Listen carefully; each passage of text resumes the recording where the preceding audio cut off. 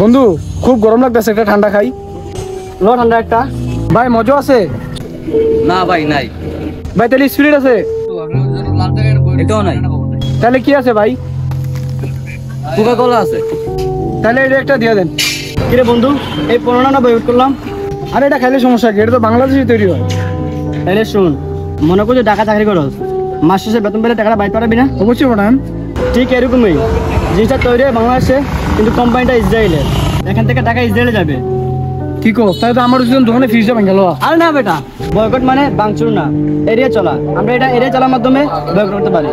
ও তাহলে এইভাবে বয়কট করা যায়? অবশ্যই। অনেকেই দেখি নিজের টাকা দিয়ে কোকা কোলা কিনে বাথরুমে ফেলে অথবা পায়ের নিচে ফেলে, আসলে এটার মাধ্যমে বয়কট করা যায় না। বা অনেকেই দেখি বিভিন্ন ইসরায়েলি শোরুম ভাঙচুর করে, ভাঙচুরের মাধ্যমে ভাই কোনো বয়কট না। বয়কট হচ্ছে আপনি এটাকে এড়িয়ে চলবেন। তাই আমরা প্রত্যেকে নিজ নিজ জায়গা থেকে ইসরায়েলের যত পণ্য আছে এগুলো প্রত্যাহার করব এবং দেশীয় যেগুলো পণ্য আছে বিকল্প পণ্য এগুলো ব্যবহার করব। ধন্যবাদ।